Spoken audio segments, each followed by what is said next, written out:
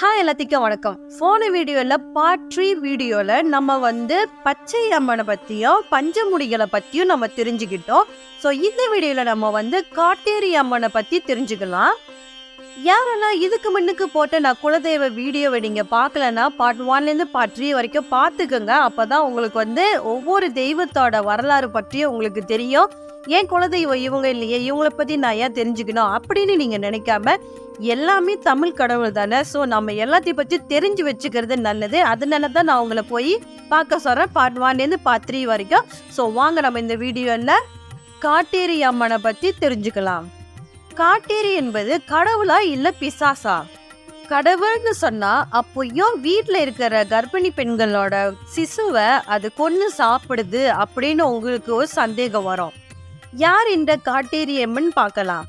சுடுகாட்டில் இருக்கும் இந்த அம்மன் துர்க்கை அம்மனோட கடைசி அவதாரமான சண்டியோட அம்சம்னு சொல்லப்படுது. சாந்தமா இருக்கிற பார்வதி தேவி எப்படி காட்டேரி உருவத்தை எடுத்தாங்கன்னு உங்க எல்லாத்துக்கும் சந்தேகமா இருக்கும். அதை பத்தி ஒரு புராண கதையை சொல்லப்படுது. ஸோ அதை பத்தியும் நம்ம பார்க்கலாம். ஒரு நாள்ல பார்வதி தேவியும் சிவபெருமானும் கைலாயத்துல இரவு நேரத்துல தூங்கிட்டு இருக்காங்க.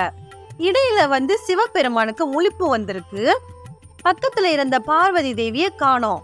கைலாயத்துல தேடி பார்க்கவும் அவங்க கிடைக்கல. சரி, திரும்ப வந்ததும் என்னன்னு கேட்போன்னு இவரு தூங்கியிருக்காரு. பார்வதி தேவி வந்ததுக்கு அப்புறமா காலையில சிவபெருமானு கேட்டிருக்காங்க, நைட்டு நீ எங்க போன அப்படின்ட்டு. அப்ப பார்வதி தேவி சொல்றாங்க, இல்லையே நான் இங்கே போல இங்கதான் இருந்தேன் அப்படின்னு சொல்றாங்க. இல்லையே, நான் உன்னை இங்க தேடி பார்த்தேன், ஆனா நீங்க இல்லையே அப்படின்னு சிவபெருமான் சொல்லியிருக்காரு. பார்வதி தேவி, நான் இங்கதான் இருந்தேன், தூக்கம் வரல, அதனால சும்மா வெளியில போயிட்டு வந்தேன் அப்படின்னு சொல்லி சமாளிச்சிருக்காங்க. சிவனுக்கு அவங்க சொன்னதுல நம்பிக்கை வரல. இவங்க எதையும் மறைக்கிறாங்கன்னு அவரு புரிஞ்சுக்கிட்டாரு. மறுநாள் நைட்டு சிவன் தூங்குற மாதிரி நடிச்சிருக்காங்க. ஸோ அந்த டைம்ல பார்வதி தேவியும் எணிச்சு அவங்க பூமியில இருக்கிற சுடுகாட்டுக்கு வந்திருக்காங்க. பார்வதி தேவிக்கு தெரியாம சிவபெருமான் அவங்கள பின்தொடர்ந்து பின்னாடியே வந்திருக்காரு.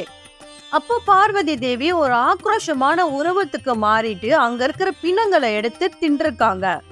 இதை பார்த்ததான் சிவபெருமானுக்கு ஒரே ஆச்சரியம். இது என்ன பழக்கம், இதையே மறைச்சு என்கிட்ட நீ போய் சொல்லியிருக்கேன்னு சொல்லி கோவப்பட்டிருக்காரு. கையும் காலமா பிடிச்சிடாரு. ஏன் தேவி உங்களுக்கு இந்த கோலம் அப்படின்னு சொல்லி அவர் கேட்கிறாரு. கொஞ்ச நாளாவே எனக்கு மனிதரோட ரத்தமும் அந்த பிணங்களை சாப்பிடணும்னு ஆசை வந்திருக்கு, அதனாலதான் நடுராத்திரில சாப்பிட்றேன். இந்த விஷயம் தெரிஞ்சா நீங்க என்னை ஏத்துக்க மாட்டீங்கன்ட்டுன்னு உங்ககிட்ட இருந்து மறைச்சேன், போய் சொன்னேன் அப்படின்னு சொல்லி சொல்றாங்க. இதை கேட்டதும் இன்னும் கோவம் அதிகமாயிருக்கு சிவபெருமானுக்கு. உன்னோட இந்த எண்ணத்தை நீ இங்கேயே புதைச்சிட்டு வா, இல்லாட்டினா உனக்கு கைலாயத்துல இடம் இல்லை அப்படின்னு சொல்லி சிவபெருமான் சொல்லியிருக்காரு. பார்வதி தேவி அவங்களோட ஆக்ரோஷமான அந்த குணத்தை அங்கேயே மண்ணு தோண்டி புதைச்சிட்டு ஒரு சாந்த ரூபினியா பார்வதி தேவியா கைலாய மலைக்கு போயிருக்காங்க. இப்படி உருவானவங்க தான் இந்த காட்டேரி அம்மன். நம்ம அடுத்த வீடியோல கருப்பண்ணசாமி பத்தி அவரோட வரலாறை பத்தி நம்ம தெரிஞ்சுக்கலாம். ஸோ தயவு செஞ்சு இந்த வீடியோவை நிறைய பேருக்கு ஷேர் பண்ணுங்க. ஏன்னா குலதெய்வத்தை பத்தி நிறைய பேர் கும்பிட்டு இருக்காங்க, ஆனா அவங்களோட ஹிஸ்டரி பத்தி யாருக்குமே தெரியறது இல்லை.